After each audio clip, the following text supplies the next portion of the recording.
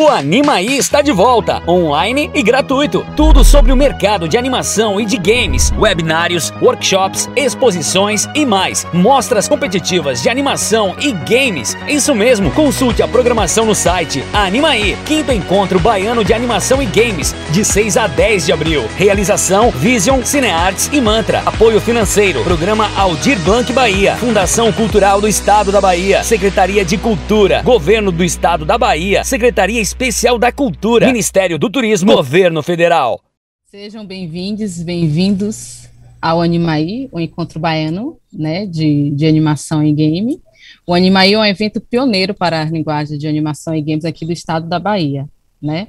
Em sua 5ª edição, ele está sendo realizado virtualmente, certo? Totalmente virtual. Vem trazendo webinário, workshops, né, e palestras virtuais e exposição, e pela primeira vez ele vem trazendo mostras competitivas de animação e games, né, como o Paula já tinha adiantado, após 10 anos, né, após um hiato de 10 anos, voltamos a trazer a Bahia de volta ao foco da animação e de games, gerando novas oportunidades para os nossos produtores e novos olhares do público consumidor. O Animaí é realizado pela produtora Vision Produções e Imagem, a Cinearte e a Mantra Filme. E esta 5ª edição tem um apoio financeiro do Estado da Bahia, através da Secretaria de Cultura e da Fundação Cultural do Estado da Bahia, que é o programa Aldir Blanc da Bahia, via a Lei Aldir Blanc, direcionada pela Secretaria Especial da Cultura, do Ministério do Turismo e do Governo Federal. A mesa que a gente vai participar agora, né, é a diversidade do mercado da cultura na animação e games. E temos como convidado o Juca Ferreira, ele é sociólogo e ex-ministro da Cultura, a Débora Ivanov, que é do Fórum Nacional de Liderança Femininas do Audiovisual, a Alessandra Novaes, do EPA, né, produtores executivo associado, a Silvani Neri, do BNDES Labs, e o Anderson Mahansky, o Subedex Netflix. Para mediar essa mesa maravilhosa, temos o Paula Ribeiro. Só uma breve descrição do Paula: ele é um comunicador, cineasta, diretor do Museu de Arte Moderna da Bahia, o MAN, foi secretário do Audiovisual no Ministério da Cultura e diretor do IDERBA. Agora, Paula, eu dou a palavra a vocês, pode ficar à vontade, a palavra é sua. Boa noite, gente. Boa noite para todas as pessoas que estão acompanhando essa mesa. É um prazer muito grande estar presente no Animaí, né? A minha relação com a animação é uma relação que sempre ficou eu fiquei sempre muito impressionado com a animação, porque minha aproximação sempre era quando nós íamos finalizar os filmes e tínhamos que chegar na parte de crédito, na parte de construção, de inserções de texto, coisa que o valha, e sempre me interessou muito aquela coisa daquele olhar que não é do natural, é um olhar absolutamente construído, fotograma por fotograma, quadro a quadro, ou seja, essa visão de que não tem o aleatório na animação. Às vezes tem no documentário, às vezes tem na ficção, uma cena que você não esperava e ficou mais legal, uma coisa assim, mas na animação não. Tudo era pensado, tudo era desenhado. E a Bahia, apesar de ter uma forte tradição na origem da animação brasileira, lá com Chico Liberato, com o Boi Aruá, com tudo, a gente não percebia no ambiente do audiovisual da Bahia os animadores.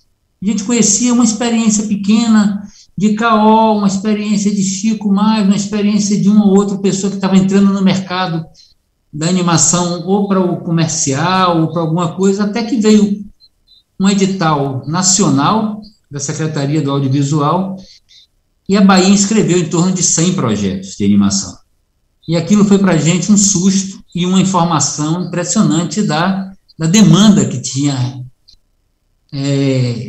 represada dentro do Estado, né? Aquilo mexeu com os nossos desenhos das políticas culturais naquele momento. Eu conversei com o Márcio Meirelles, que era o secretário de Cultura, apresentei a ele e digo, olha, 100 projetos de animação não é uma brincadeira, são pessoas que sentaram, que desenharam, que fizeram storyboards, que fizeram, enfim, toda uma contextualização de projetos para se inscreverem nacionalmente. Nós tivemos tantos aprovados e tal, ele ficou entusiasmado também. e nós mexemos na política. Crescemos, criamos editais baseados nos nacionais, editais locais, com recursos menores, com pequenas variações do tamanho dos produtos, dos conteúdos e tal, mas para dar uma alavancada nessa força que estava contida dentro do audiovisual da Bahia, que era a animação.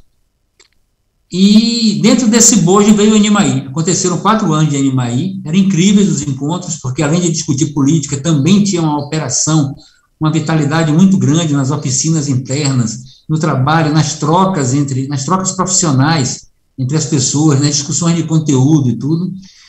E foram 4 Animaís muito fortes, depois ficamos 10 anos sem ter Animaí.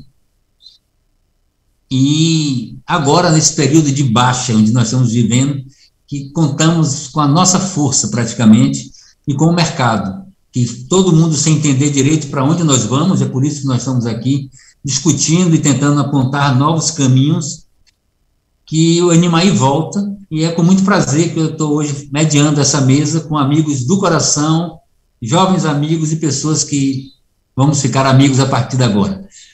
Então, eu queria já começar, porque atrasamos um pouco, então eu vou passar a palavra para a Alessandra Novaes, que foi companheira, trabalhamos juntos na construção da TV Quirimurê, e aí eu queria, mais uma vez, marcar a TV Quirimurê como Salvador, a única capital do Brasil que tem um projeto outorgado de televisão, de canal da cidadania. A TV Quirimurê saiu no último diário oficial da presidenta Dilma Rousseff. O último diário oficial estava lá, outorga autorização de funcionamento da TV Quirimurê. Então, é com muito carinho que a gente está hoje, inclusive, transmitindo para a TV Quirimurê também esse Animaí, esse encontro. Então, são pessoas como Débora, como Juca, mas como a Alessandra, que te ajudaram a construir efetivamente esse canal. E a Alessandra é uma produtora do audiovisual, uma produtora executiva, uma produtora de campo. Ela colaborou na fundação, na construção da TV, mas ela também fundou produtoras, como a Nina Produções Artísticas, é do Cineartes, é uma produtora do Cineartes, que é um promotor desse projeto, e da UNEB, assina trabalhos com produtoras com a Mantra, com a Ori Filmes, com a Salamandra, além de fazer parte como membro da coordenação do FEMAN, da Frente Marginal de Arte Negra. Alessandra, é com prazer que peço a você que fale. Não vamos poder nos estender muito, porque como nós nos atrasamos, aqueles 20 minutos, vamos considerando 16, 18, para que a gente dê tempo de todo mundo falar e depois poder ter uma rodada de perguntas e um debatezinho. Com você, Alessandra. Olá, gente. Muito boa noite a todas, todos e todes. Eu estou muito emocionada em estar aqui, né, presente nessa mesa com amigos antigos, novos, queridos. Quero parabenizar o Animaê, né? É muito importante para a Bahia ter um projeto como esse, e como o Paula falou, a gente teve um hiato, né, esse hiato aí de 10 anos, e está retomando com força total, principalmente nesse momento, é muito importante. Quero deixar aqui um beijo para a Débora. Anderson, muito obrigada em estar aqui com você também, dividindo essa mesa. Ontem no Festival FIAB foi maravilhoso conhecer sua história. Paula, um prazer, a gente esteve, né, nessa construção do primeiro canal da cidadania do Brasil, e está dividindo essa mesa aqui com o ministro Juca e Silvani Neri. Um beijo. O Animaí está de volta, online e gratuito. Tudo sobre o mercado de animação e de games, webinários, workshops, exposições e mais. Mostras competitivas de animação e games. Isso mesmo, consulte a programação no site Animaí, 5º Encontro Baiano de Animação e Games, de 6 a 10 de abril. Realização Vision, Cineartes e Mantra. Apoio financeiro, Programa Aldir Blanc Bahia, Fundação Cultural do Estado da Bahia, Secretaria de Cultura, Governo do Estado da Bahia, Secretaria Especial da Cultura, Ministério do Turismo, Governo Federal. Dentro do possível, e aí por isso que é importante, né, quando a gente pensa em diversidade, a sua rede de contatos, as pessoas que estão ao seu lado, elas são diversas, né? Você interage com pessoas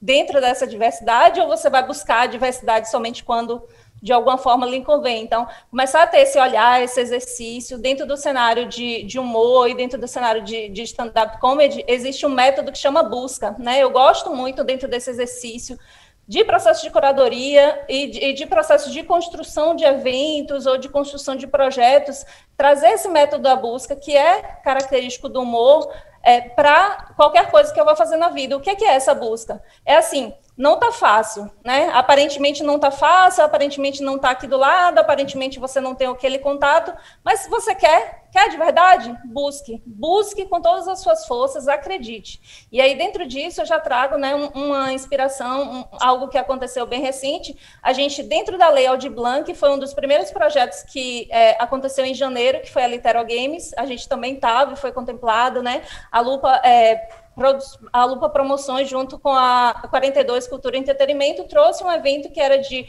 jogos e literatura. E aí, eu fui uma das pessoas que fiz a curadoria desse evento, que foi aprovado no edital, e a gente tinha duas pautas ali, que era jogos clássicos africanos e jogos indígenas.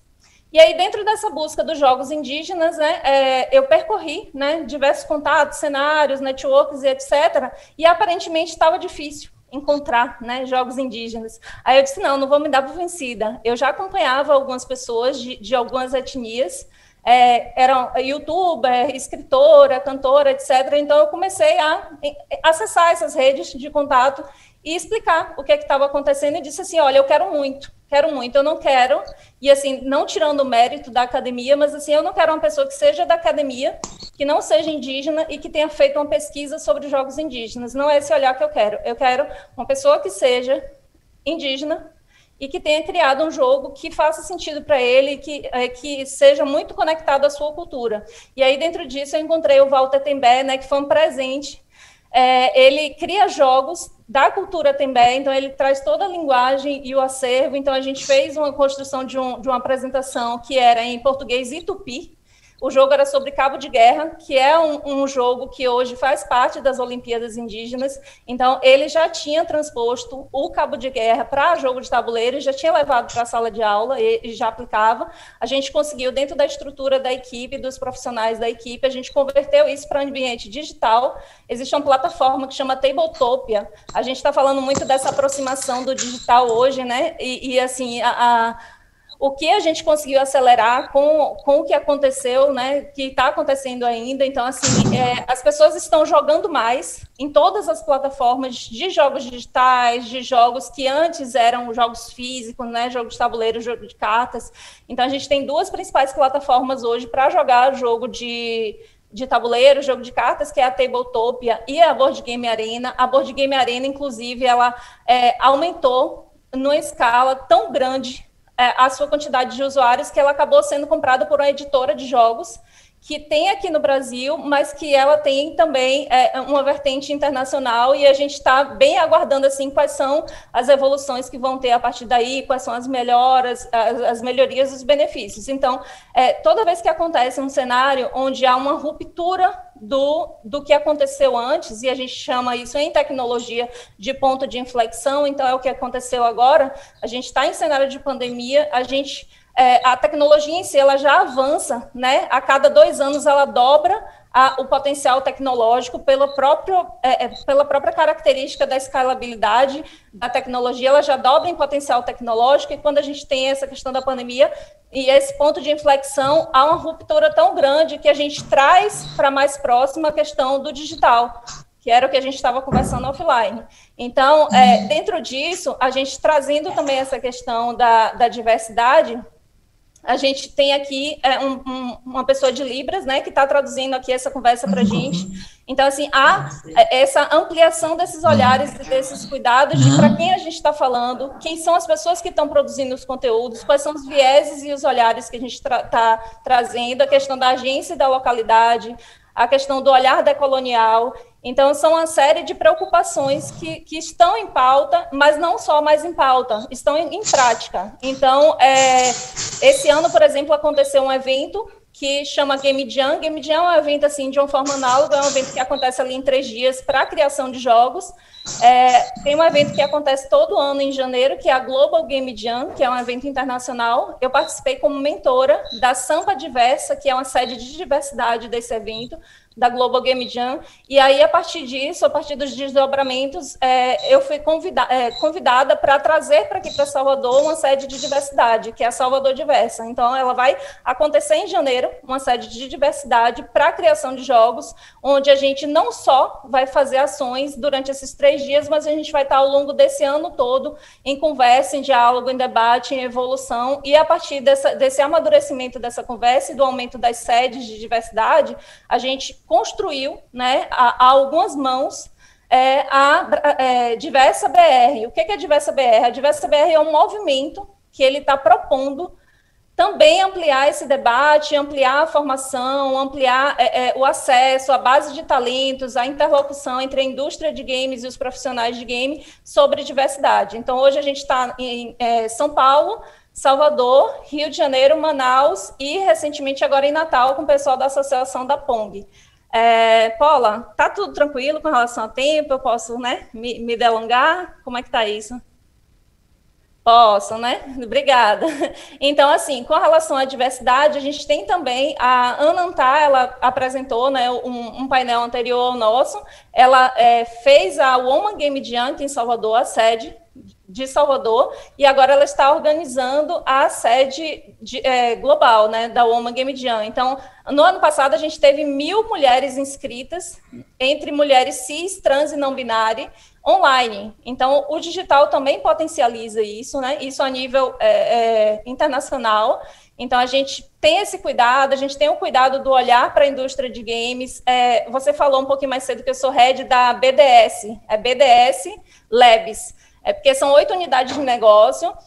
Essa é uma empresa que ela já existe no cenário já há alguns anos e ela está agora se apresentando como BDS também. A BDS ela traz um cenário mais para a indústria de entretenimento, para games, mais para competição de games. Então, está acontecendo desde o início do ano uma série de competições de games, mas a gente também está trazendo esse olhar para a formação, né, desse profissional. E aí, pensando nas carreiras paralelas à indústria de game, a gente já mapeou cerca de 40 profissionais possíveis dentro desse cenário. A Alessandra comentou alguma coisa, a Débora também, com relação a outros profissionais, ou seja, streamers, você tem youtubers, você tem casters, você tem narradores, você tem competidores, você tem, inclusive, profissionais de nutrição que vão cuidar dessas equipes de esportes. Você tem júris, você tem mentores, você tem cuidadores de comunidades. Então, assim, você tem uma série de profissionais ali em áreas correlatas. A gente está aqui num evento que é audiovisual e games,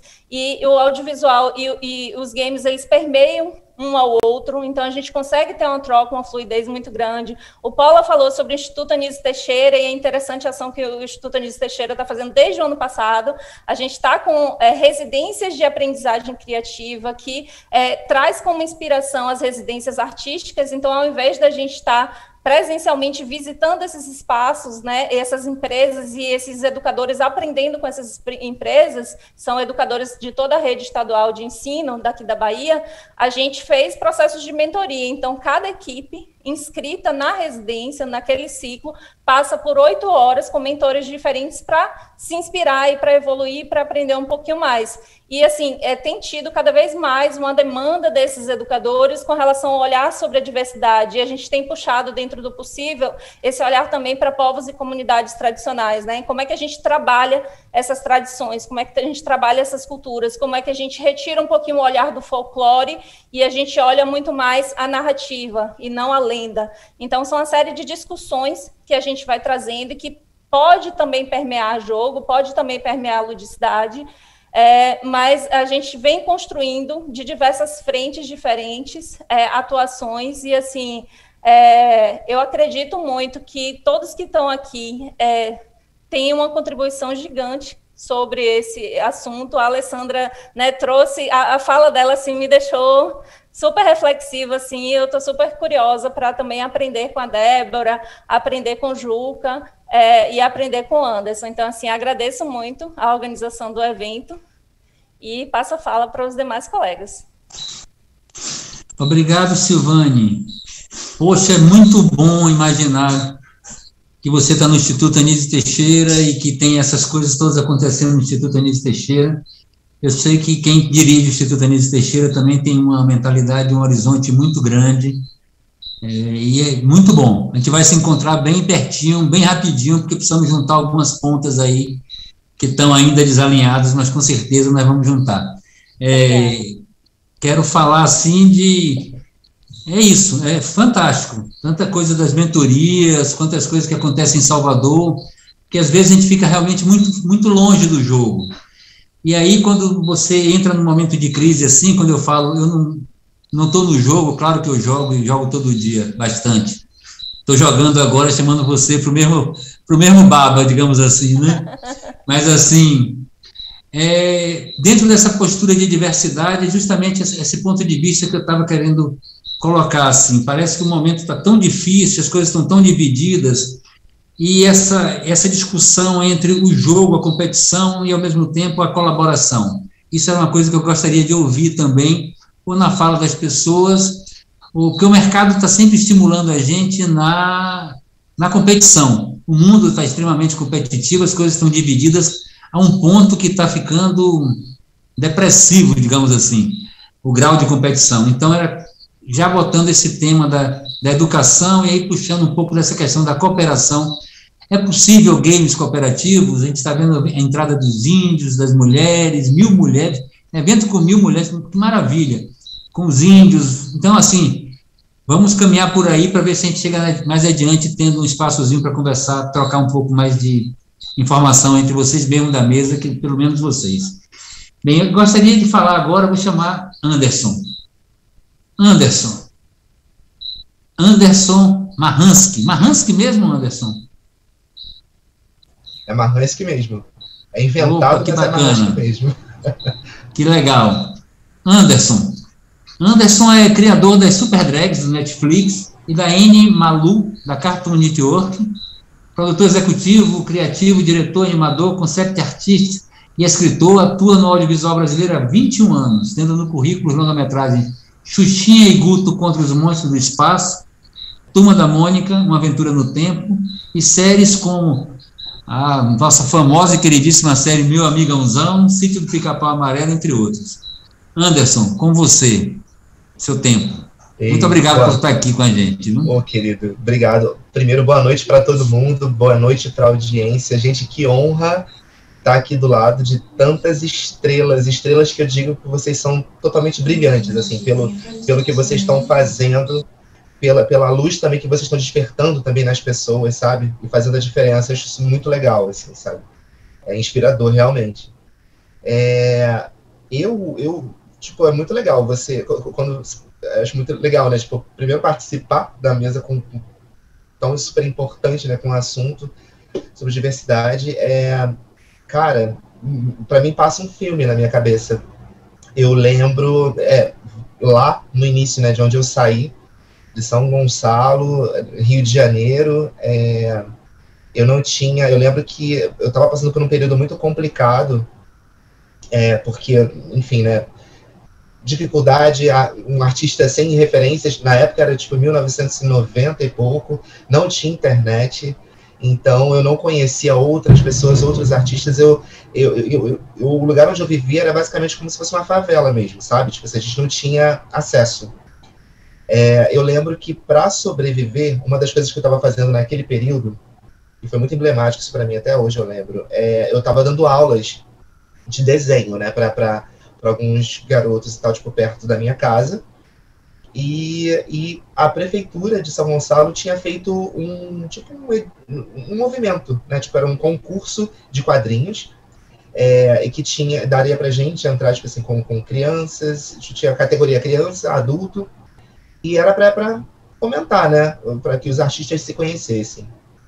E aí eu lembro que, enquanto eu dava aula, tipo, um dos alunos, ele tava muito apertado também, tadinho, de grana em casa, e era perto do Natal, sabe? Ele falou que estava preocupado. Inclusive, as aulas que eu estava dando, na época, ele não conseguia pagar, porque estava sem grana mesmo. A mãe dele não estava conseguindo grana. E aí eu comecei a dar aula de graça, assim, para ele, né? Tipo, sem problema. E falei, cara, vamos fazer então esse concurso. Aí dei força, então a gente criou junto. A gente foi para essa exposição, que rolou uma exposição em São Gonçalo, lá na prefeitura. Primeira coisa assim, que eu fiquei admirado é porque eu não tinha visto ainda a quantidade de artistas que tinham em São Gonçalo, artistas anônimos, sabe? Era muita gente. E eu fiquei impressionado com a qualidade dos trabalhos, porque eles estavam expostos, né? Tipo, ao longo da prefeitura inteira. E eram trabalhos, assim, de quadrinho que eu olhava, eles não perdiam em nada para os trabalhos que já estavam fazendo sucesso fora do Brasil, sabe? E aí eu falei, cara, é muita gente, era muito artista. Só para fechar a história desses meninos, assim, tipo, o Robinho, o que precisava muito de grana, ele acabou ganhando, o concurso, então ele ficou super feliz porque ele conseguiu ter um Natal na casa dele, e isso para mim ficou muito na minha cabeça, sabe, tipo, esse momento, assim, tá, tipo, o quão importante foi ele ter essa esperança de poder trabalhar, ele devia ter uns 12 anos, sabe, tipo, de poder trabalhar com quadrinho e arte, assim, não desistir, né, no lugar onde a gente estava também era muito fácil a sedução pro crime, sabe, porque a gente, por exemplo, eu para conseguir pagar os meus estudos, eu trabalhava numa pizzaria, e eu recebia um salário muito pequeno, né, para o trabalho que eu tinha mensal, e os caras que tentavam seduzir a gente, o que eu trabalhava um mês para receber, eles recebiam em um dia, sabe? Só que a criação, tipo assim, a educação que eu tive dos meus pais, dizendo que nada do que vem fácil o que vem fácil vai fácil, e conhecimento é algo que você vai levar para sua vida inteira, sabe? Esse tipo de coisa ninguém tira de você. Então eu tive essa base muito forte, né? E também muita fé, né? Tipo, por mais que as coisas estivessem difíceis e tal. Eu sei que isso ficou muito emblemático em mim. E teve uma outra coisa também passaram-se alguns anos, eu consegui trabalhar com animação, né? E, enfim, foi muito bacana. Eu consegui conhecer outros artistas, e daí a gente foi um que chamava o outro, né? E eu lembro que nesse período eu senti que eu precisava fazer alguma coisa para devolver aquilo de bom que o universo estava me dando, assim, sabe, a oportunidade, porque eu olhava para trás e eu vi que tinham muitas pessoas que não tiveram a chance que eu tive, assim, a sorte, talvez, e juntar tudo isso, né, a conjunção astral, talvez, eu não sei o nome que a gente pode dar para isso, mas eu falei, eu preciso retribuir isso de volta para outras pessoas, para que outras pessoas também tenham a mesma chance que eu tive. Então eu comecei a dar aula de novo de desenho, e aí foi em 2003, se eu não me engano, e era numa igreja, a igreja messiânica, que eles tinham liberado, sabe, um espacinho, e eu fiquei com 40 alunos, cara, tipo assim, naquele período. Começou com 10, e eram tudo, tipo, também, tudo nessa faixa, assim, tipo, 10 anos, de 10 a 15 anos. E aí eles vinham e tal, sabe, tipo, com a pastinha, era muito legal, assim, muitos deles falavam que eles passavam às vezes por blitz e tal, e eles eram respeitados, tanto pela galera do crime, quanto pelos policiais, assim, que faziam a ronda no lugar, falando, não, vocês estão indo estudar, fico muito orgulhoso. Então eles andavam com orgulho com a pastinha debaixo do braço, e todo sábado a gente tinha aula, eu dava aula para eles. Eu sei que passaram-se os anos, depois que que eu consegui ingressar e fui trabalhando em outros estúdios, aí, enfim, eu já estava com Combo Estúdio, né, enfim, passaram-se muitos anos e tal. Isso foi em 2017, por aí.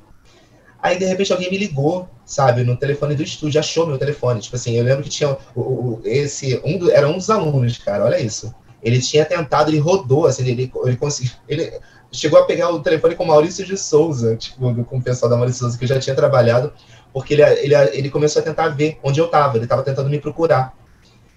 E aí, lá da Maurício de Souza, o pessoal falou, olha, o Anderson, ele tá com um estúdio, ele tá assim e tal. Aí passou para ele o telefone. Quando ele me ligou, eu fiquei muito feliz, cara, porque ele falou assim, Anderson, eu queria te agradecer por aquela aula que você tinha me dado lá no sábado, lá no passado, por conta da sementinha que você plantou em mim.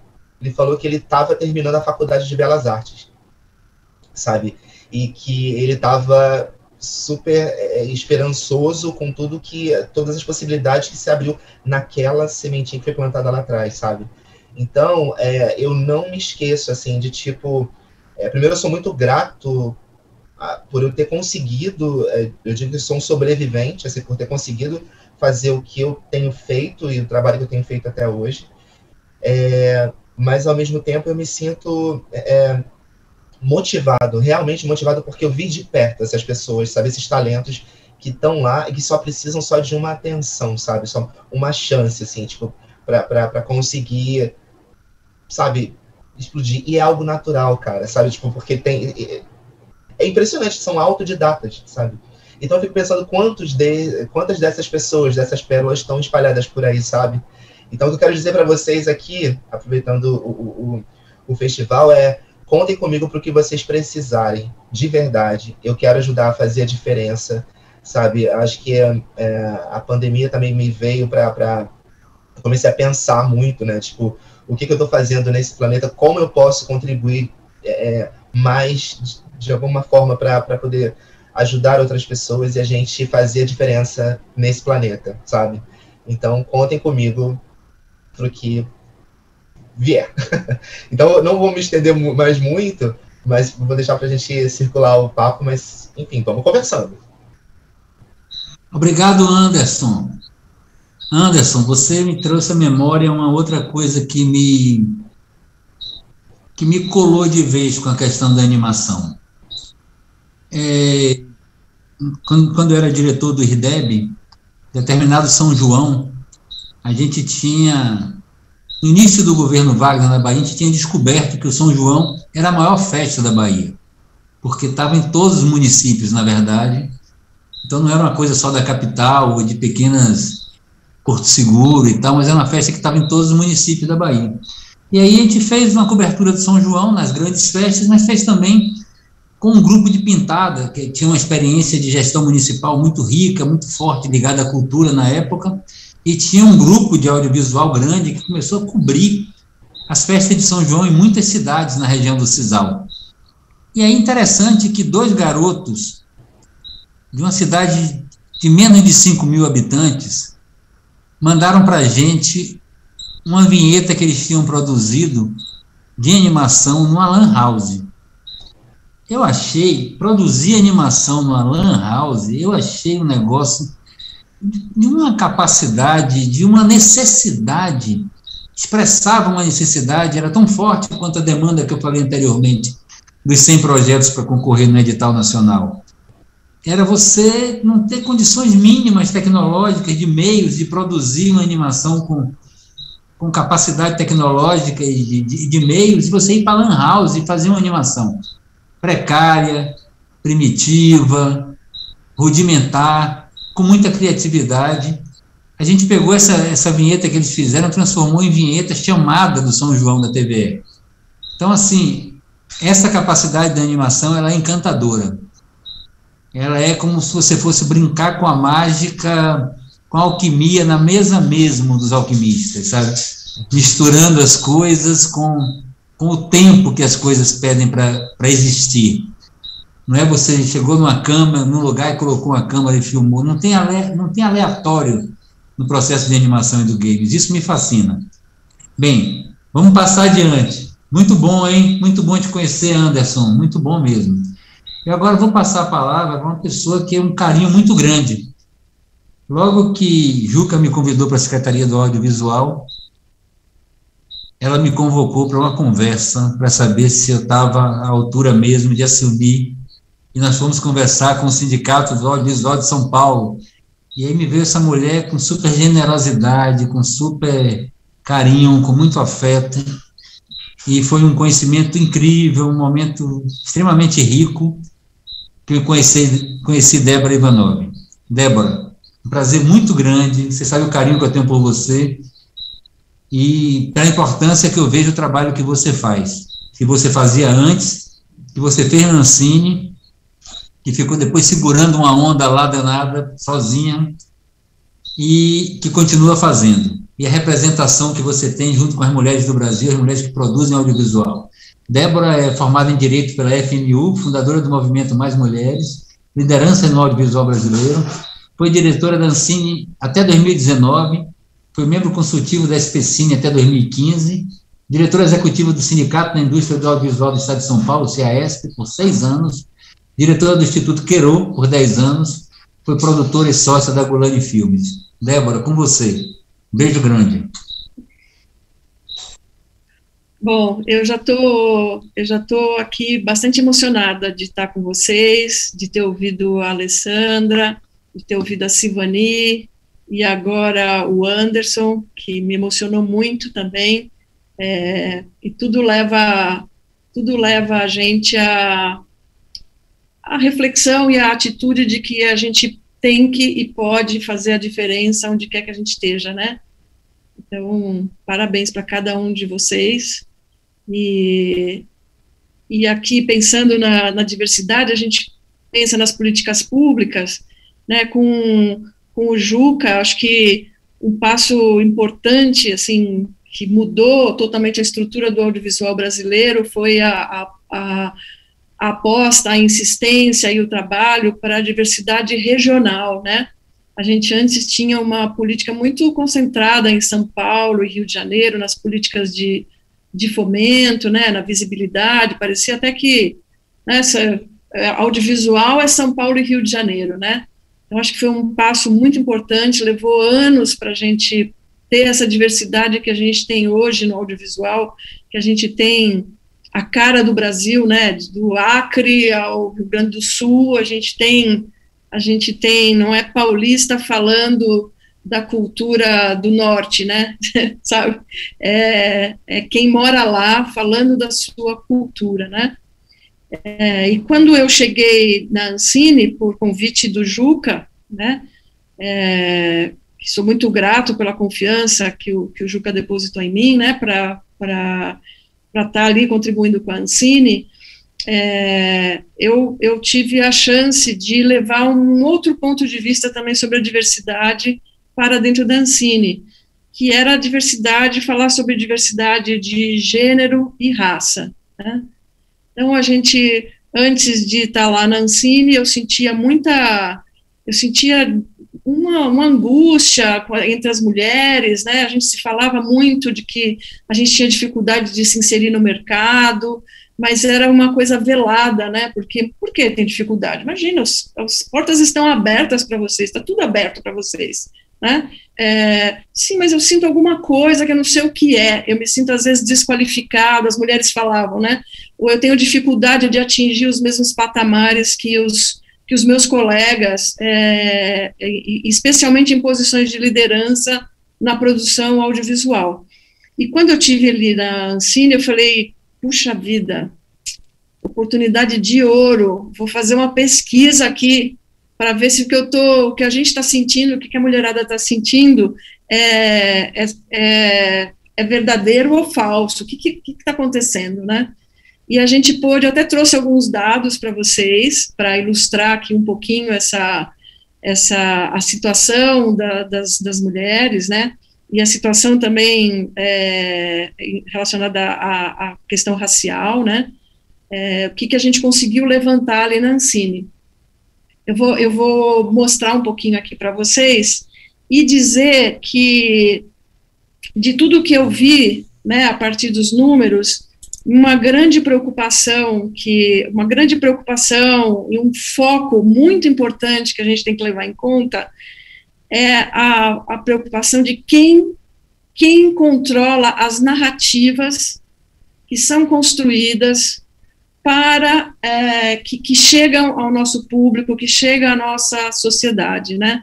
Quem constrói as narrativas que vão influenciar no imaginário de toda a nossa sociedade, né, que vai influenciar no imaginário das novas gerações, né, como a Silvani estava ali falando, né, e a gente, sem perceber, a gente perpetua estereótipos, preconceitos, a gente acaba tendo sempre um ponto de vista predominante, e que a gente não tem consciência, eu mesmo não tinha tanta consciência como eu passei a ter a partir do levantamento de dados e do debate a respeito da diversidade.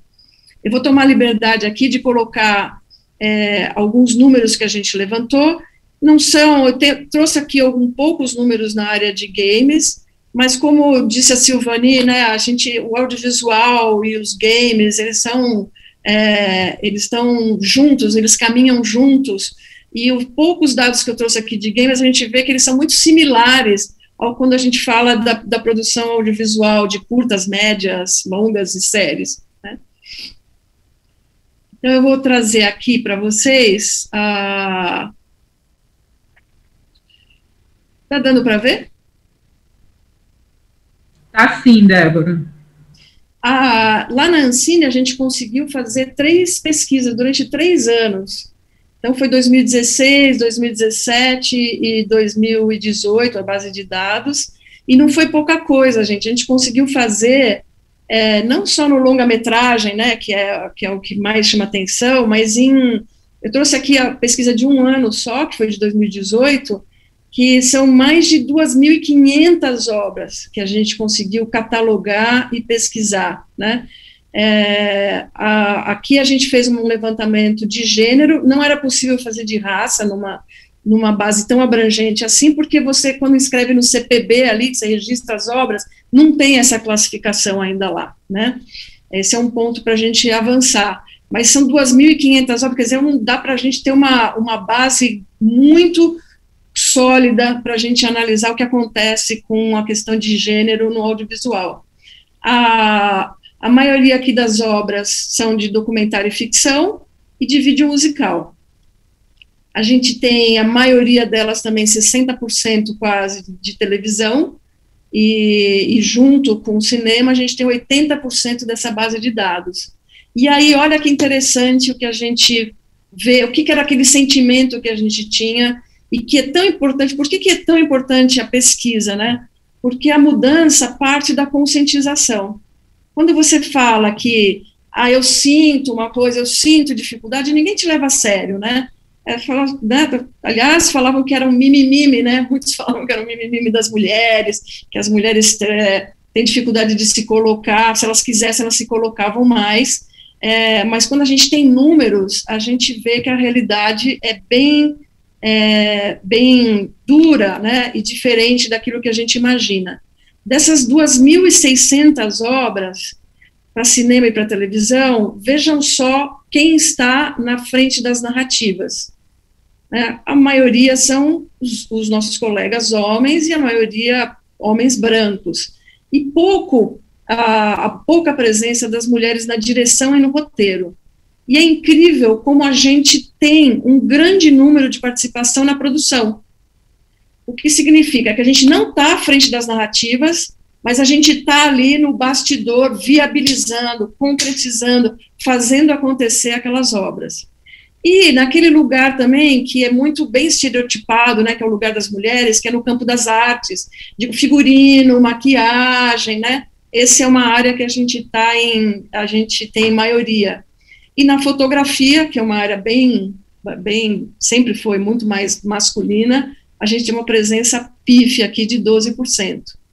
E aí, são muitos os dados que a gente levantou, mas o cruzamento que mais me chamou a atenção foi esse daqui, que eu trouxe uma síntese para vocês. Veja só, entre a ficção e o documentário, nós temos uma participação maior. Entre o longa-metragem e o curta-metragem, é no curta que a gente tem uma participação maior. O que significa, obviamente, claro, que quanto mais cara a obra, menos chance a gente tem de estar em cargos, em situação de liderança. Muitas produtoras falam para mim, Débora, você fica falando das mulheres no audiovisual, veja, minha produtora é cheia de mulheres, a maioria são mulheres. Eu falei, sim, mas e em cargos de liderança das narrativas, elas estão? Não, elas não estão, né? Aqui a gente conseguiu fazer uma série histórica das mulheres, né, nos longas-metragens, na direção.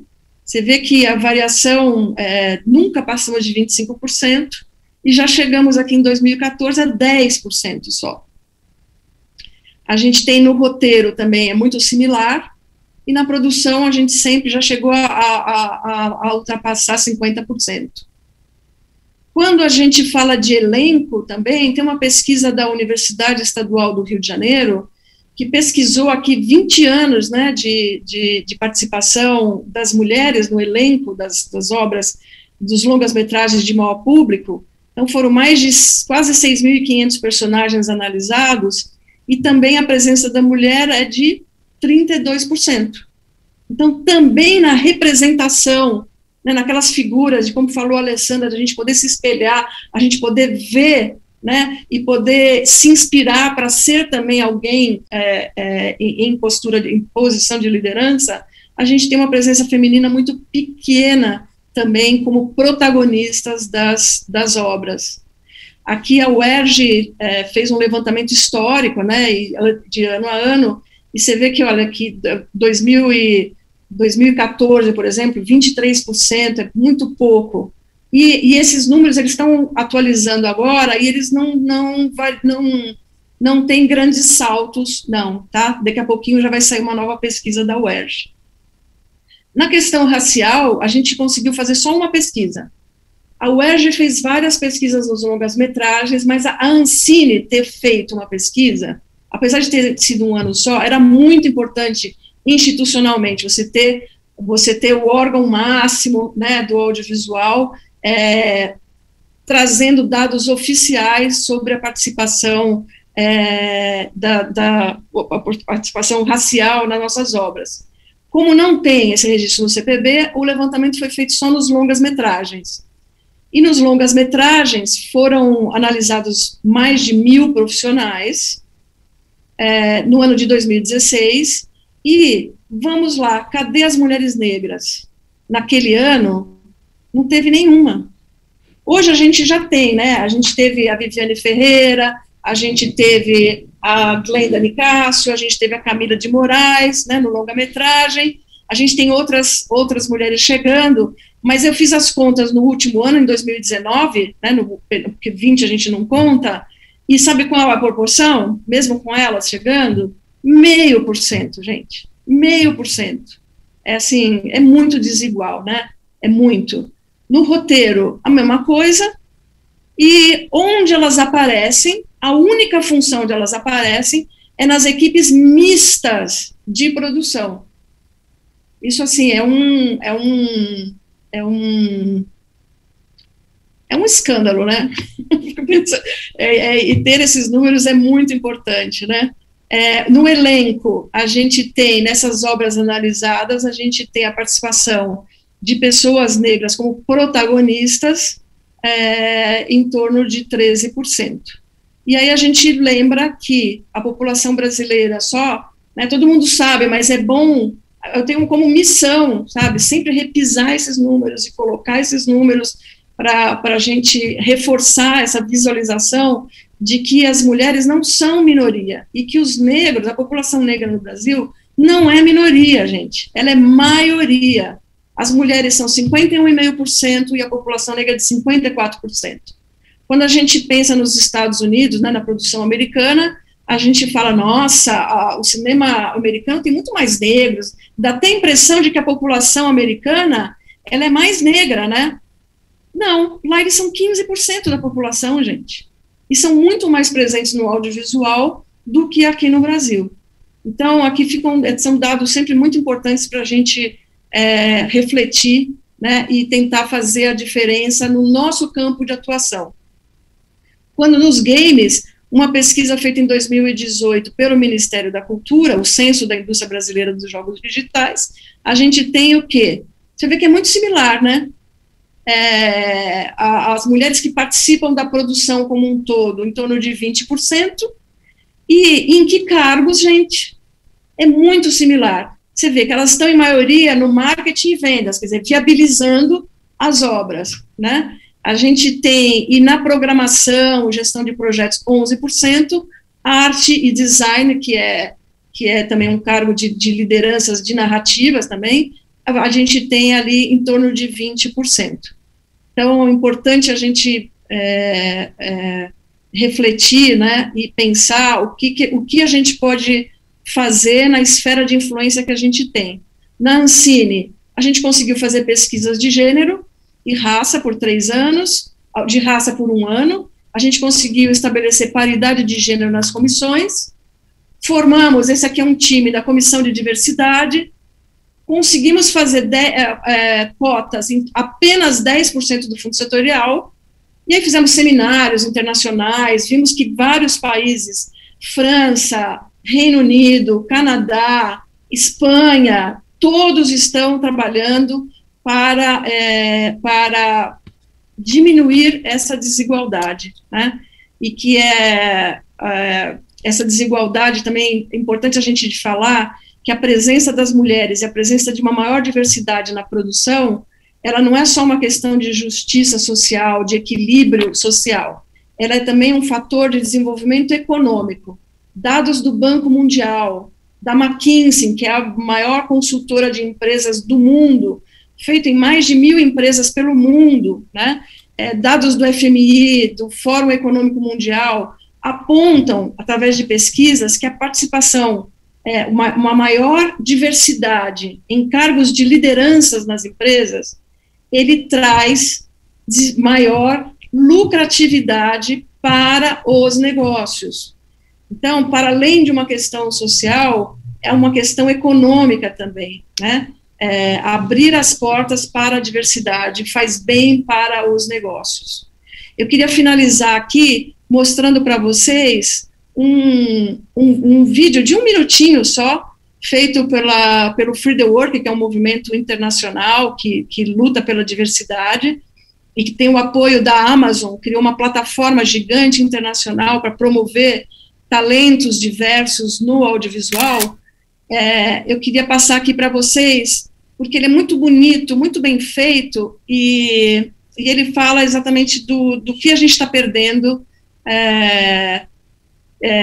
deixando de lado a diversidade, né? Ele conta a história ele lembra a história da irmã do Mozart, né, o grande músico, né, que atravessou os tempos com a sua genialidade. Eu vou compartilhar aqui com vocês.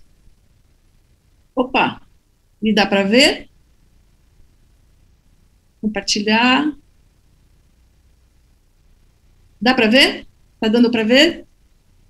Som na caixa, é rapidinho, tem 1 minutinho só. From a young age, it was clear Mozart was gifted. Studying the classics by 8, dazzling audiences all around Europe by 11. Brilliant. A prodigy. A girl. Yeah, Mozart had a sister. The crazy part, she was just as talented, if not more. So how come we don't know Maria Mozart? Who else have we missed out on? Why do we still ignore talent 200 years later?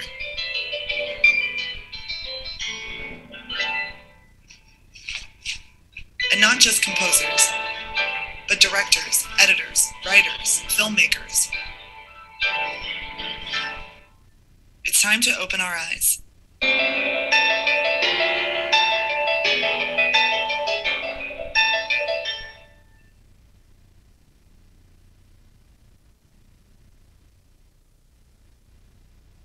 É lindo, não é?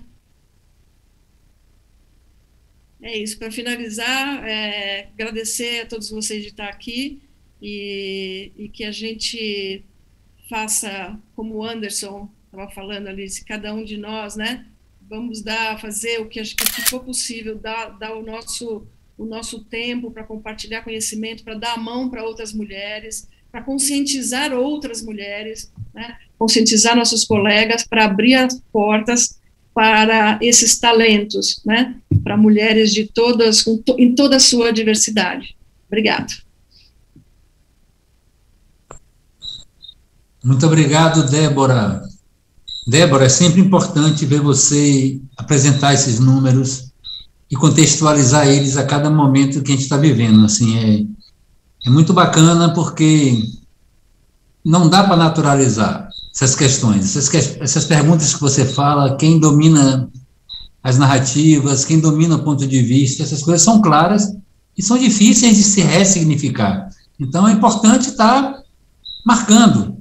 Isso é que nem na arte, às vezes o mesmo filme, faço o mesmo filme a vida inteira, vai mudando umas coisinhas, faço a mesma tela a vida inteira, vai mudando umas coisinhas, mas é a mesma tela. É aquilo que veio como missão de falar. Eu acho que você fala com muito carinho, com muito afeto e com muita propriedade.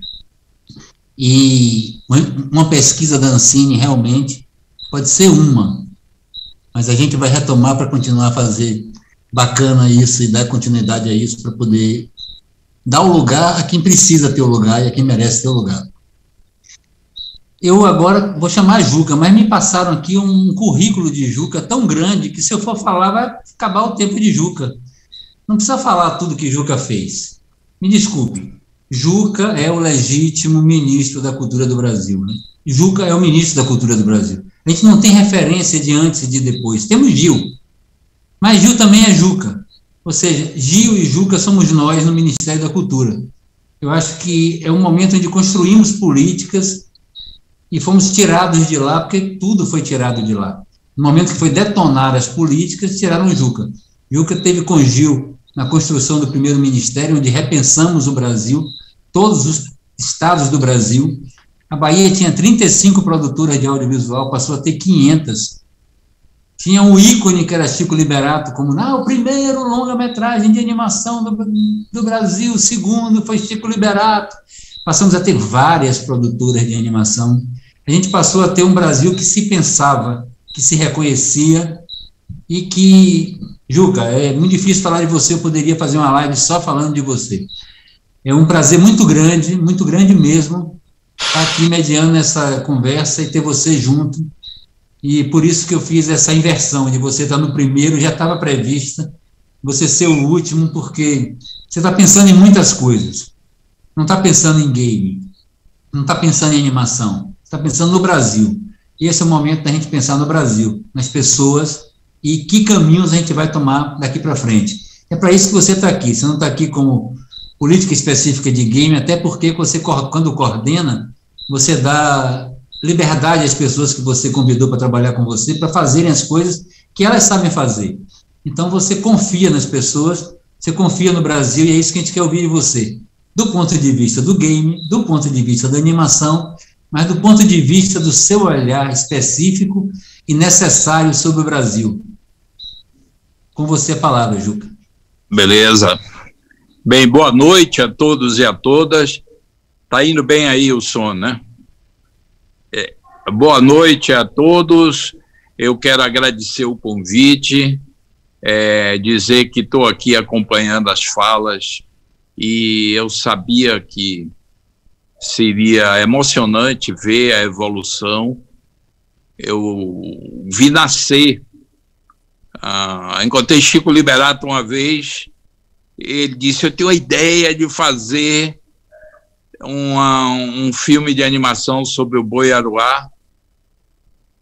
Se não me engano, tinha um outro pequenininho, não tinha que ele fez antes, eu não sei, mas de qualquer jeito, ele me falou, ele disse, é um trabalho danado, tem que desenhar quadro por quadro. Não tinha um suporte tecnológico, era o desbravador mesmo, era a pessoa que, seminal, que abriu o espaço para... Tem também, dessa época, um filme genial, um filme de animação, talvez Paula lembre o nome, é sobre um grilo. Esse filme... Grilo falante? Mas feito no Brasil, eu não sei se era falante o nome. Grilo falante. É o grilo falante, né? Esse filme é genial, foi desenhado quadro por quadro. O camarada botou a família para desenhar porque era muita coisa. E demorou, parece que, uma década para fazer o filme. Vocês verem que vocês são herdeiros de uma tradição de pessoas, de artistas heróicos que não contavam ainda com nada e resolveram abrir esse espaço na arte e na cultura brasileira. Uma vez, um diretor do Ministério da Cultura foi na Austrália participar de um evento e teve na sala do diretor da TV Pública da Austrália. E quando viu, na estante do cara estava esse grilo, o grilo falante, né? Ele disse, esse filme é brasileiro. Aí o cara pegou o filme e disse, esse filme é genial, mas mal distribuído. Eu tive a maior dificuldade de fazer negócio porque não tinha representação. Pra vocês verem como as dificuldades são várias. Um filme genial, mas que acabou não atingindo o número de pessoas que ele poderia atingir pela dificuldade de comercialização. Eu estou começando por aí porque os fundadores, os que iniciaram esse processo de construção, eles tiveram um papel essencial de que todo desbravador tem, de superar as dificuldades. Imagine se hoje as dificuldades são enormes, imagine na época para realizarem esses trabalhos que realizaram. Eu fui visitar alguns centros de produção, Curitiba, Florianópolis, em várias capitais, e vi a precariedade tecnológica com que essa geração primeira do game e do cinema de animação, que são parentes, são linguagens muito próximas, são produtos culturais, tem muita coisa a ver no modo de produção. O Argonautas, não me esqueça agora o nome, uma animação infantil, Peixonautas, porque fez sucesso no mundo inteiro. Eu quase choro quando vi as condições de produção da equipe. Computador como esse que a gente tem em casa,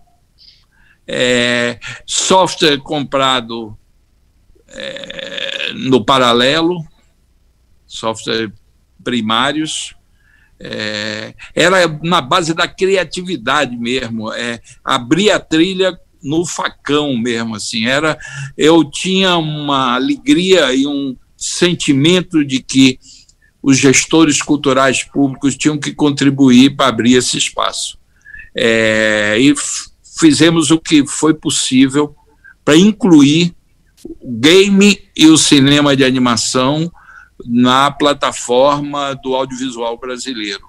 Haviam resistências, dificuldades que não cabe aqui discutir, incompreensões dos que faziam cinema e que se sentiam um pouco dono do espaço, e, claro, das verbas do espaço, mas foi um momento, assim, importante, e que, de alguma maneira, a diversidade se expressa de várias maneiras.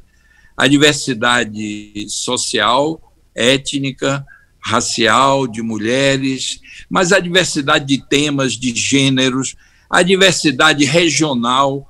Débora tratou aí de um tema de passagem muito rápido, mas é verdade. O cinema e o audiovisual, até nós chegarmos no Ministério da Cultura, era muito centralizado no Rio e São Paulo, como quase toda a arte e a cultura brasileira. Para dar certo, tinha que ir para Rio e São Paulo. Nisso, até a Bahia foi pioneira através do seu movimento musical, que conseguiu que os artistas não precisassem sair da Bahia para montarem suas estruturas para repercutir seus trabalhos. Mas até a geração de Gil, Caetano, Dorival Caymmi, de todas essas gerações anteriores tinham que se mudar, dos artistas plásticos, visuais, ou era São Paulo ou era Rio de Janeiro. Tinha uma época que era o Rio de Janeiro, que era a capital cultural do Brasil, mas aos poucos São Paulo, pela pujança econômica, foi adquirindo uma importância maior ainda, e os artistas tinham que migrar no Brasil inteiro. Um dos acertos maiores que nós tivemos no Ministério da Cultura foi compreender de que o Brasil inteiro tem direito de ter o atendimento e a acolhida do Ministério da Cultura. Eu me lembro como foram agressivos comigo num debate com cineastas cariocas, que eles diziam assim, não, o cinema é uma arte industrial, A arte industrial não pode descentralizar, tem que concentrar. Eu aí rebati. Eu disse, o cinema no Brasil ainda não é uma arte industrial. Nós estamos nos preâmbulos da estruturação de uma economia que tende à indústria, mas ainda não é. Agora, o mais importante que eu vou dizer, ela é industrial na infraestrutura, mas na criatividade não é. E culturalmente menos ainda. O povo brasileiro precisa se ver em todas as telas. O cearense, o pessoal da região amazônica, o oeste brasileiro, se ver, se ouvir, ter esse retorno de imagem e sublinhar sua cultura, ter possibilidade de se expressar. Sabe que tem um capítulo da Constituição brasileira, que é na área de comunicação, mas tem uma repercussão cultural enorme, que está lá. É preciso regulamentar esse capítulo, que é o que prevê que as televisões não podem transmitir o tempo inteiro em rede nacional para possibilitar o desenvolvimento da arte, da cultura e da economia cultural nos diversos estados do Brasil. Olha, por força do exílio, eu morei na Suécia, que é um país um pouco maior do que Sergipe, que é um dos menores estados brasileiros. Eles têm 3 regiões culturais e a televisão lá só pode funcionar em rede nacional 25% do tempo para respeitar a diversidade cultural de um país do tamanho de Sergipe, que um ignorante, um desavisado poderia dizer é tão pequeno que não precisa dessa preocupação. Imagine o Brasil. Então, esse foi um compromisso fundamental, firmado já no discurso de Gil, quando tomou posse. Assumir a diversidade cultural brasileira como um patrimônio e não como um problema. Nós somos brasileiros, independente de que contexto nós tenhamos nascido ou onde vivemos. E não há uma necessidade de homogeneização dessa cultura. Pelo contrário, essa complexidade cultural, o gaúcho, o paraense, o pernambucano, o maranhense, isso é a nossa riqueza. Em nenhum momento a gente se sente estrangeiro e culturalmente, porque a identidade nacional é forte. Agora, a identidade nacional não é a supremacia de uma dessas muitas culturas sobre as demais.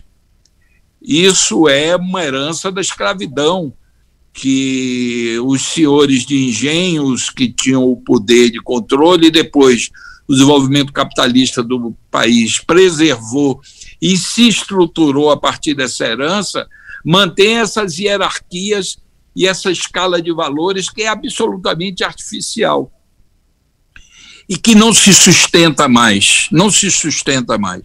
No mundo inteiro, você vê agora nos Estados Unidos como a tradicional ação violenta e repressiva da polícia dos diversos estados com as populações negras dos Estados Unidos, não é mais possível manter essa performance. Como o mundo inteiro se sensibilizou por aquele assassinato que está sendo julgado agora, como era o nome? Exatamente. Então é o seguinte, o mundo está mudando. O mundo está mudando por pressão dos setores sociais que são discriminados, excluídos, e o Brasil também.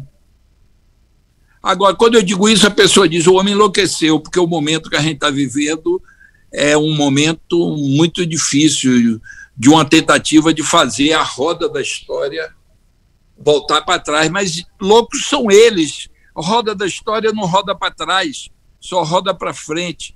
Eles são um interregno, um parêntese dentro da história cultural, política e social do Brasil. O Brasil é bem maior do que esse projeto medíocre que estão tentando nos impor, bem maior, e vamos ganhar, vamos sair dessa, e vamos sair mais inteligentes, mais fortes, mais generosos, porque é assim. Quem pensa que os LGBTs vão querer voltar para o armário. Só um louco. Quem pensa que os negros vão aceitar essa desigualdade que Débora apresentou aí com alguns números, que é uma situação particular, mas é o reflexo da desigualdade brasileira? Quem pensa que a população negra, afrodescendente, vai aceitar voltar de novo a uma condição de aceitação? Jamais. Eu nem digo voltar, porque sempre houve rebeldia, mas agora atingiu um patamar que é quase insurrecional à consciência política e social dessa parcela da população. Então é o seguinte, eu queria chamar a atenção logo, que eu vou entrar num assunto diretamente do tema e que me interessa passar para vocês isso. O fato do Animae está acontecendo agora, 10 anos depois, num momento como esse, é muito significativo. Significa que o Brasil existe, que o cinema de animação existe, que os games existem, ainda embrionários, mas tem um futuro pela frente. E mesmo com o descompromisso do governo federal, nesse momento, de manter as políticas que estavam apoiando, incrementando, financiando e estimulando o desenvolvimento do audiovisual nas suas diversas versões, os núcleos de produção não vão voltar para casa e dirigir Uber, ou vão lutar para viabilizar suas atividades, vão lutar para viabilizar sua arte. Então, nós estamos vivendo um momento de resistência, de assumir as dificuldades e transformá-las em processos de aprofundamento, de fortalecimento, e esse Anima tem nitidamente essa característica de desafiar as condições adversas que estão sendo criadas. Eu acompanhei o vice-presidente de Lula, eu era ministro da Cultura, e acompanhei o vice-presidente José de Alencar, grande homem, mineiro, para a China. Passamos, acho que 13 dias lá. Foi uma das experiências mais interessantes. Participei de uma atividade no Congresso Chinês. O Congresso Chinês é gigantesco, é impressionantemente gigantesco. Participei de reuniões com o primeiro-ministro, fiquei impressionado com a condução do processo dos chineses. É quase coloquial e a ritualística não é uma ritualística opressiva, pelo contrário. E o vice-presidente brasileiro se colocava muito bem no diálogo. Era um momento onde o Brasil estava emergindo como uma potência saída do hemisfério sul, do Ocidente, e com um potencial enorme de cumprir um papel positivo e de ter um espaço impressionante. Mas chegou uma hora que eu disse, vice-presidente, eu gostaria de desenvolver uma agenda específica, cultural. Eu já olhei a agenda, aí propus a ele, eu vou participar dessas atividades, mas essas outras, eu só estou fazendo número. Eu queria desenvolver uma atividade com os chineses na área da cultura. Ele compreendeu rapidamente e disse, pois não, vá fazer seu trabalho. Eu pedi à ministra da Cultura para ter uma agenda. Aí ela disse, olha, o que me interessa no Brasil é as políticas de patrimônio, que vocês são mais avançados do que a gente. O IFAM é um órgão que desenvolveu expertises que o mundo inteiro tem admiração. Aí eu disse, eu queria ver a política de vocês de audiovisual, game e cinema de animação. Aí ela disse, olha, toda atividade cultural que tem incidência econômica é compartilhado entre o Ministério da Cultura e o Comitê de Desenvolvimento Econômico e Social da China. É um comitêzão que é quem define as políticas prioritárias, políticas públicas prioritárias da China. Aí ela diz, vou marcar uma reunião com a executiva desse comitê. Puta, gente que não acabava mais, mas ali era o comitê executivo. Aí o camarada que abriu a reunião disse, olha, a nós nos interessa uma relação próxima com o Brasil em todas as áreas. Agora, games e cinema de animação, eu trouxe aqui a pessoa que dirige essa política na China. Era uma mulher. E ela me disse o seguinte, olha, nós queremos ser, em 10 anos, um dos 5 maiores produtores e divulgadores de cinema de animação e games. Nós estamos começando quase do zero. Então, qual é a nossa política? Nós pegamos as escolas de belas artes e incrementamos recursos para que em torno de 20% dos alunos estudassem para serem os artistas que vão produzir para o setor de games e cinema de animação. Criar os personagens, as histórias. Então, as escolas de belas artes não vão apenas produzir os Picassos, Monets chineses, mas agora vão produzir os artistas contemporâneos que vão definir. Aí disse, da Escola de Belas Artes, a única orientação que nós demos de fora para eles desenvolverem esse trabalho é de que não poderia se concentrar excessivamente na linguagem estética chinesa, porque senão você cerceia a possibilidade de repercussão no mundo. Tendo como base a linguagem estética chinesa, que é uma tradição, os chineses são muito bons em grafismo, o Brasil não tinha sido nem descoberto, eles já eram craques nessa área, eles disseram, para poder conquistar o mercado mundial, então tem que ter algo de universalismo na linguagem.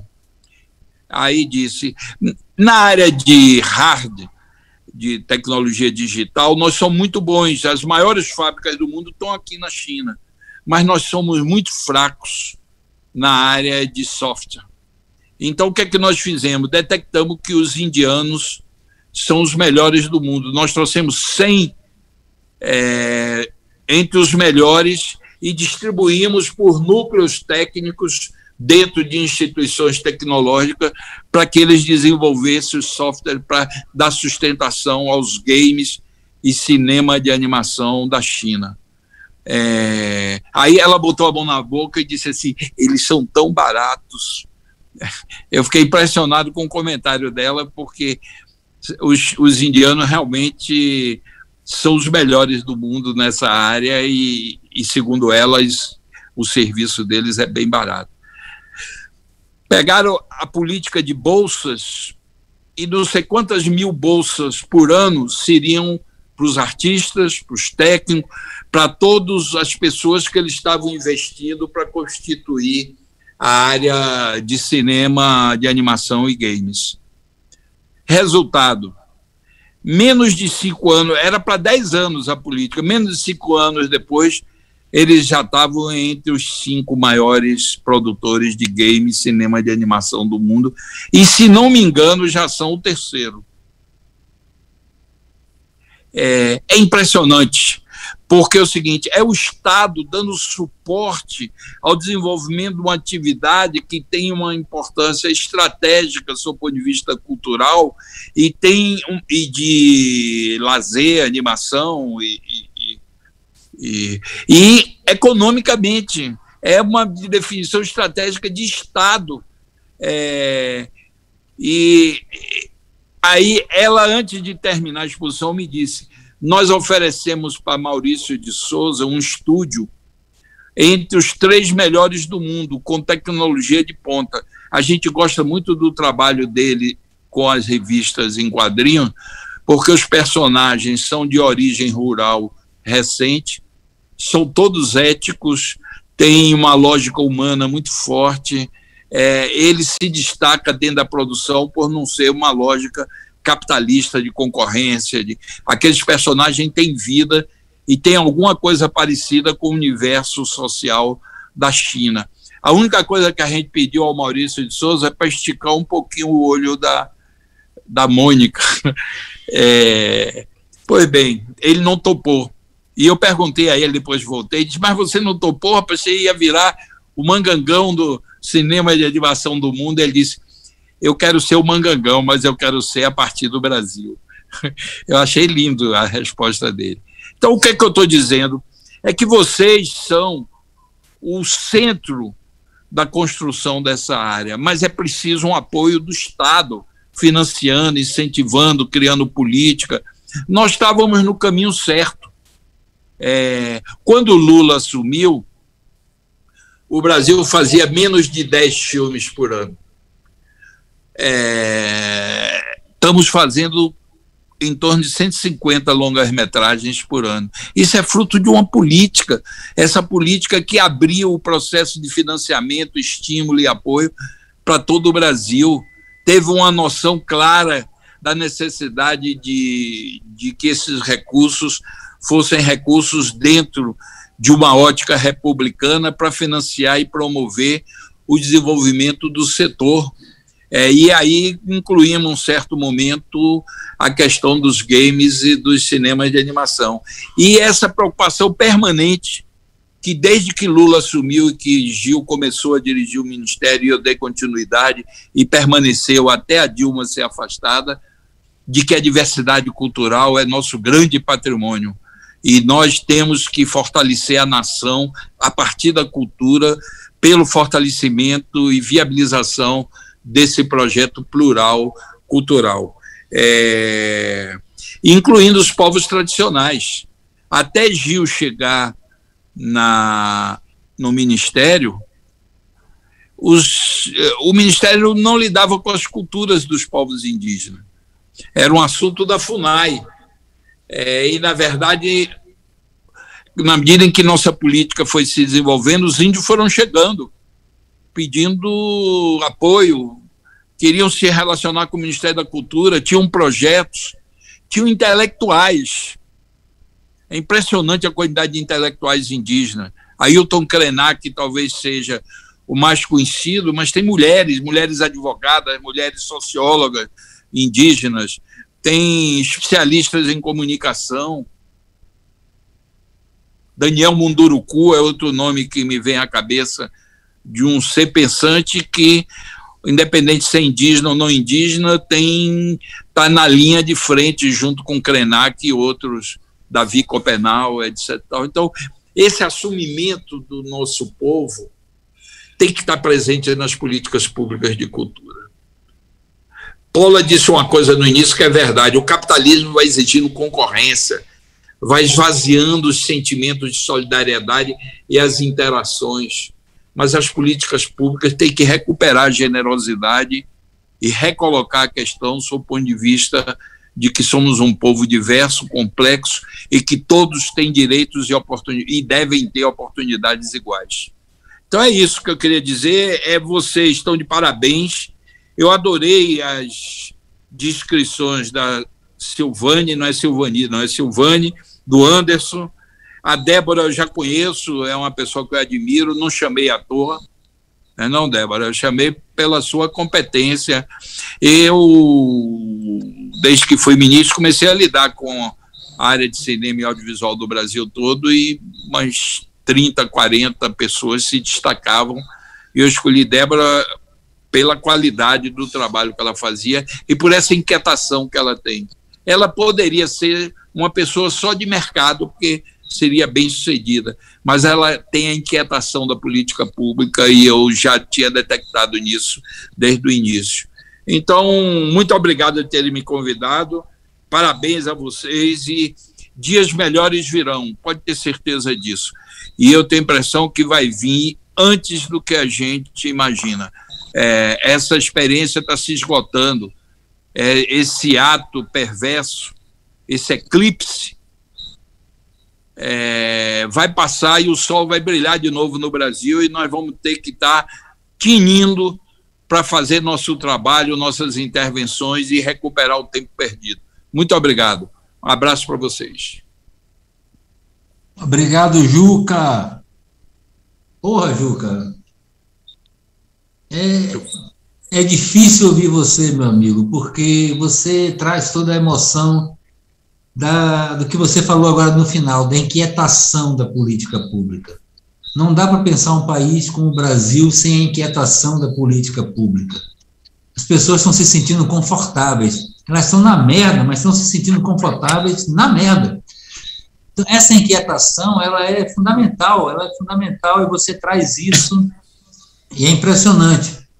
Como eu falei, você vai pensar sobre o Brasil, mas você traz o Brasil e traz o game, e traz a animação, e traz a referência fundamental de como transformar isso, o poder que isso tem de transformação do Brasil.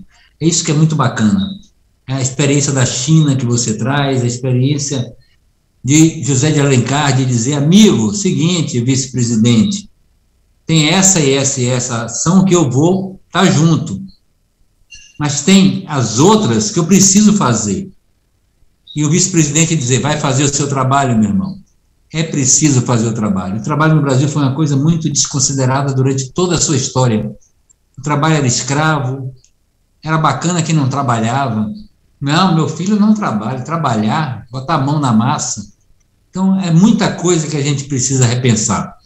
É muita linguagem que a gente precisa reinventar. Quando se propõe uma mesa como essa de diversidade, é porque a gente precisa da poesia para ressignificar as palavras. As palavras não estão dando conta da necessidade que a gente tem de reinventar um novo horizonte, um novo país, um novo projeto. Então, a gente precisa da poesia, do olhar, de pontos de vista diversificados para reconstruir. É muito bom, amigo. Você usou a palavra ânima. É essa palavra que representa tudo que nós estamos fazendo nessa mesa, representa o Animaí, representa o que nós precisamos para enfrentar esse momento. É a ânima. Animaí, galera, é aquilo que nos move. Precisamos nos mover, precisamos tomar nas mãos, e, Juca, você traz a esperança desse tomar nas mãos.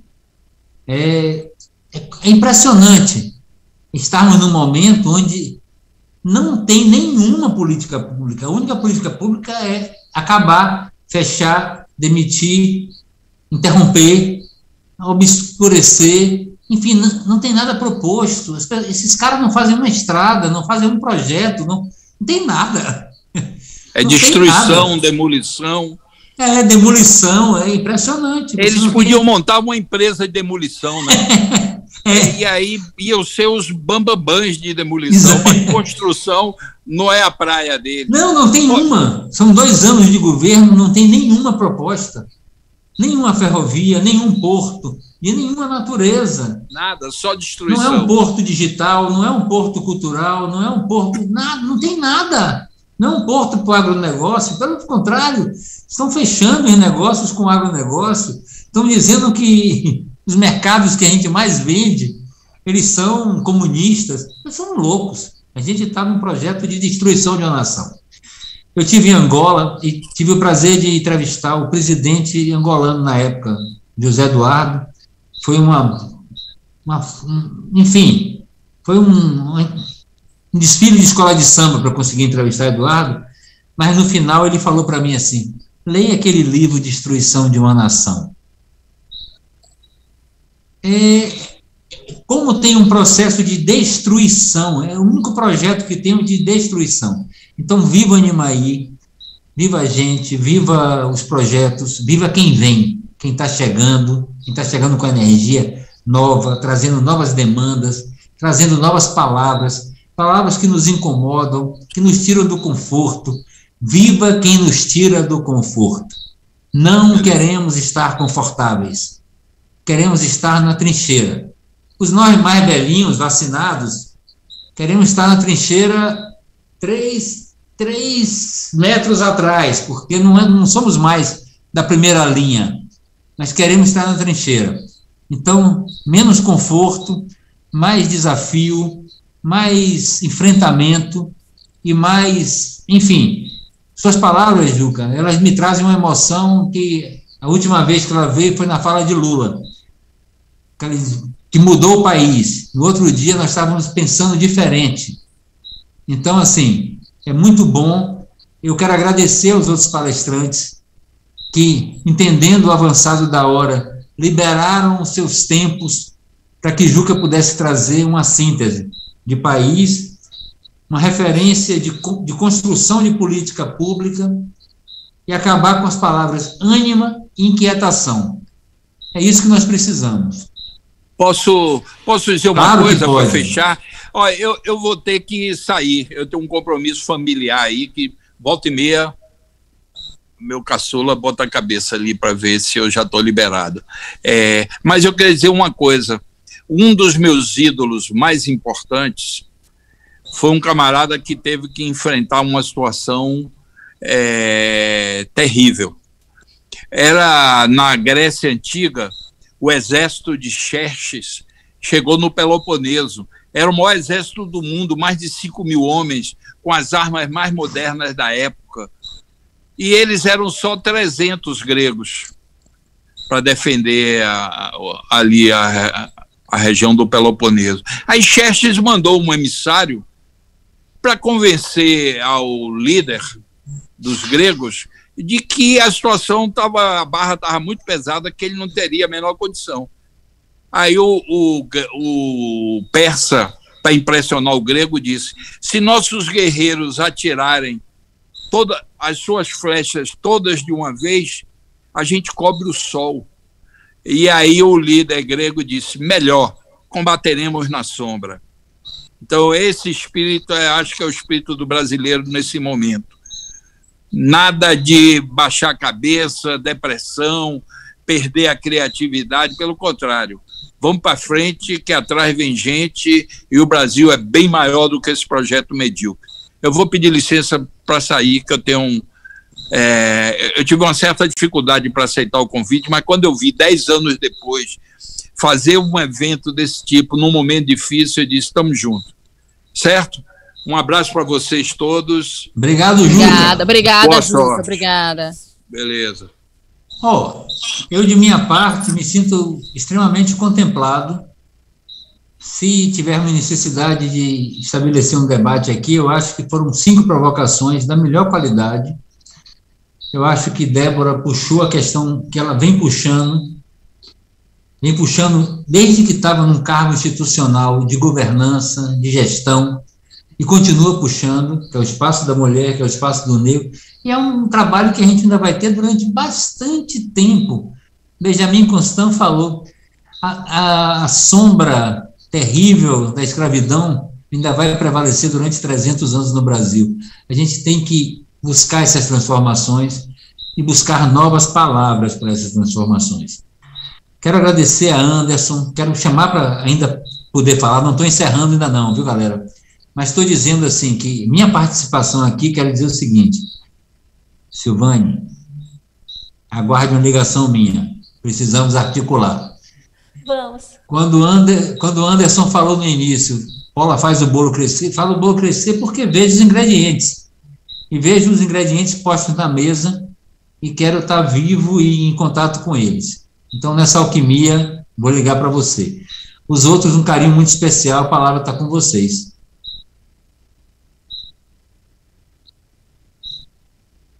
Gente, super inspirador. Para mim está sendo uma aula muito grande. Realmente, tipo, o resumo de tudo a gente vê, né? É esperança. É continuar fazendo bom trabalho e aquela frase, né? Depois da tempestade vem a bonança, é isso, sabe? Vamos trabalhar juntos e reforços de novo, vamos juntar esforços, contem comigo para a gente fazer a diferença, sabe? E é isso, começa com a gente mesmo. Se eles lá não estão fazendo a parte deles lá, a gente faz a nossa, e é isso aí, vamos fazer a diferença, né?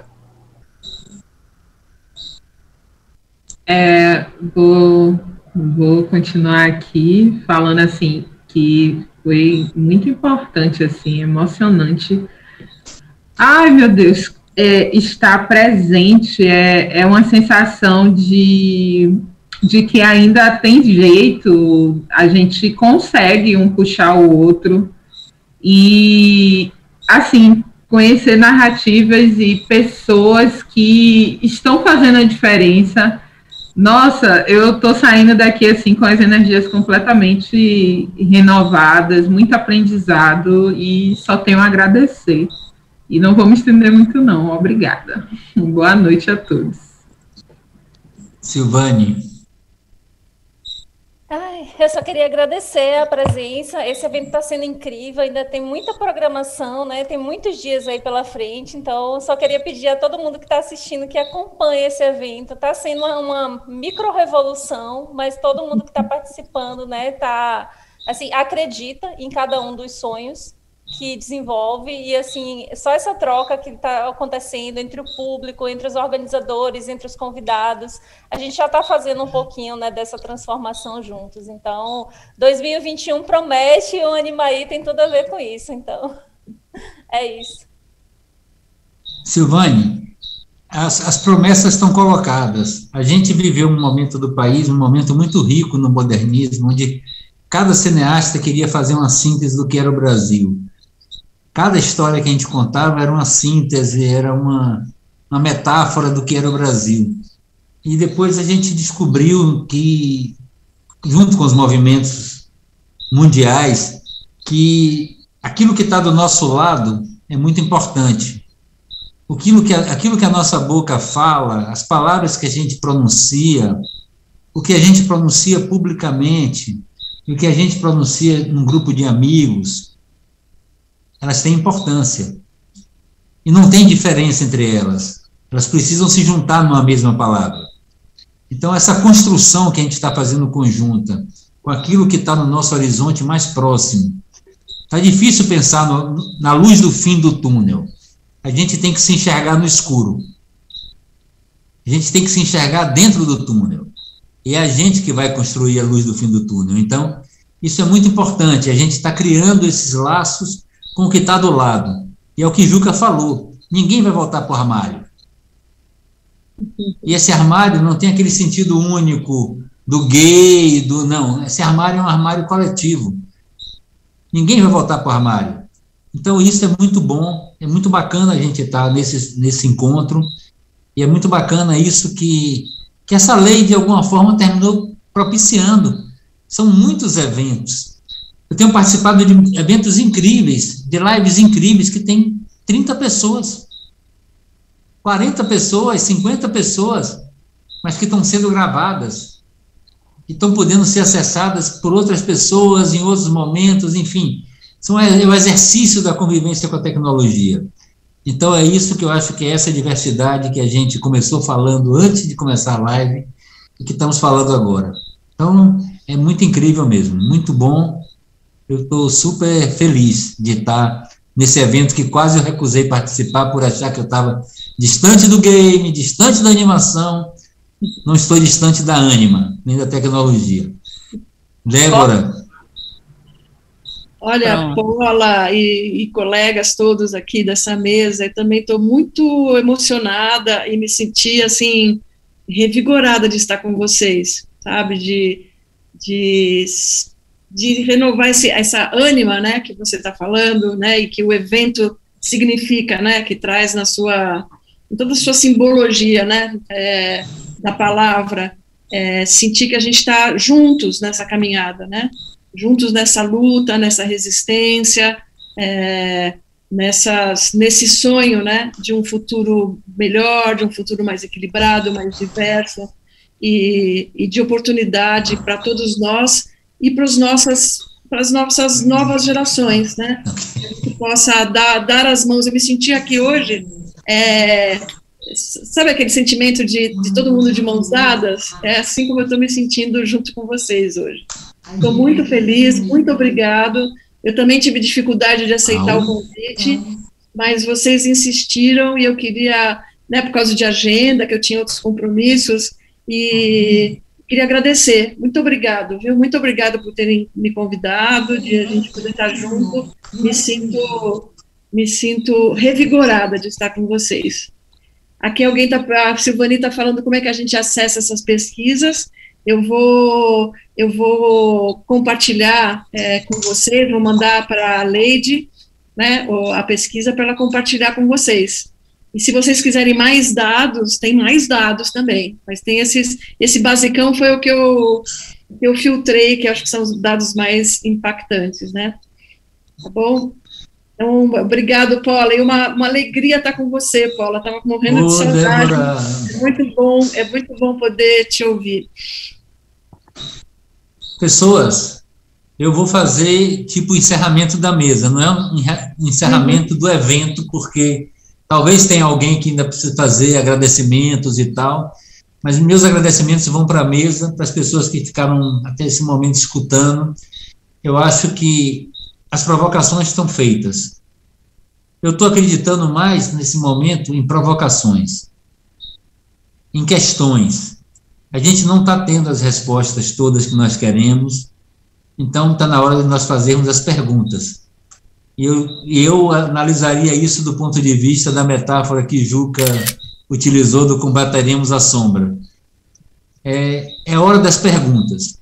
O que nos tornará melhor do que estamos agora? O que nos fará mais felizes do que estamos agora? O que nos fará mais inclusivos do que estamos agora? O que nos fará menos hipócritas, menos racistas, menos... Enfim, tudo que a gente está precisando jogar fora para colocar coisas novas. E que conte com a experiência, que conte com o poder da inovação, que conte com tudo que foi construído, e foi muita coisa de boa construída, para estarmos vivendo nesse momento tão terrível de destruição e morte. Então, um beijo para vocês. Passo a palavra para a Leide, que começou essa sessão, dizendo que estou muito feliz desse encontro, saio com muitas questões na minha cabeça e renovando outras mais, e agradecendo pela oportunidade, pelo encontro e por estarmos juntos. Débora, um beijo muito grande, e todos vocês que eu conheci nessa noite também. Alessandra, um beijo, carinho. Sim. Anderson, Aline, beijos. Leo, antes de você falar, eu lembrei assim de algo muito importante para todos aqui. Fale, minha linda. Sigam a página da Gama, né, que é a Associação de Games e Animação. É muito importante tudo isso que a gente está fazendo aqui agora e, assim, trocando figurinhas. Não, vamos fazer algo juntos.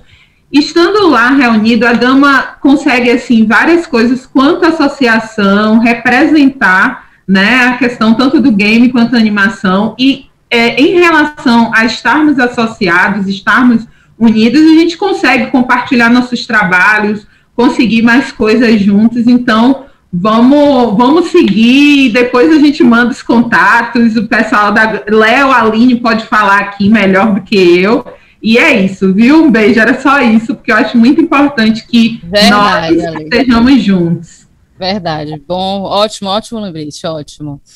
Bom, pessoal, agradeço a todas, todos, a todos por esse encontro maravilhoso, gente, não tenho palavras para dizer, foi maravilhoso, muito, muito enriquecedor, certo? O Paula, a Alessandra, a Débora, o Anderson, a Silvane e o Juca, né? Vocês foram maravilhosos mesmo, muito obrigada. Enquanto eu deixo uns recadinhos aqui, quem se sentir à vontade para abrir a câmera para a gente tirar uma fotinha para a gente guardar. Então, gente, tá maravilhosa essa programação de amanhã. Eu agradeço. Um beijo para vocês, boa noite e beijo.